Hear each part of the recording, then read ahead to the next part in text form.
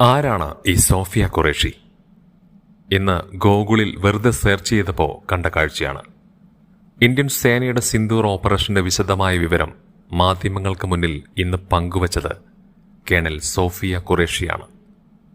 9 ഇടങ്ങളിൽ നടത്തിയ സൈനിക നീക്കത്തിന്റെ വിശദ വിവരങ്ങൾ വീഡിയോ ഡിസ്പ്ലേയിലൂടെ അവർ പങ്കുവയ്ക്കുന്നത് കണ്ടപ്പോൾ മുതൽ തോന്നിയ കൗതുകമാണ് ഗൂഗിളിൽ നോക്കാൻ പ്രേരിപ്പിച്ചത്.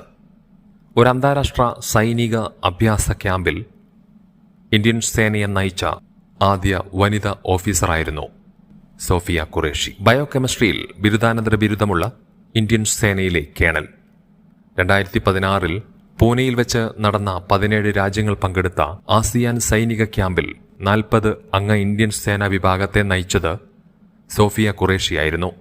17 രാജ്യങ്ങളിൽ നിന്നുള്ള ലീഡിംഗ് കമാൻഡർമാരിലെ ഏക വനിത.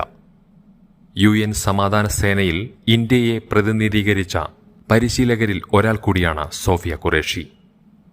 24 വർഷമായി സൈനിക സേവനം തുടരുന്ന സോഫിയ 2006 കോംഗോയിലെ ഇന്ത്യൻ മിഷന്റെ ഭാഗമായിരുന്നു. ഒരു സൈനിക കുടുംബമാണ് സോഫിയയുടേത്.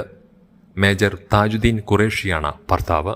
പഹൽഗാമിൽ ഞങ്ങളുടെ കൺമുൻപിൽ വെച്ച് ജീവിതത്തിലെ ഏറ്റവും പ്രിയപ്പെട്ടവർ വെടിയേറ്റ് വീഴുന്നത് കണ്ട് ഹിമാൻഷി നർവാളിനെയും ആരതിയും പോലുള്ള വനിതകൾക്ക് ആശ്വാസവും ആത്മവിശ്വാസവും പകരുന്നുണ്ടായിരിക്കും.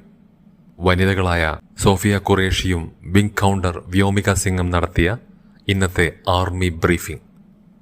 ഇന്ത്യൻ ആർമിക്ക് ബിഗ് സല്യൂട്ട്.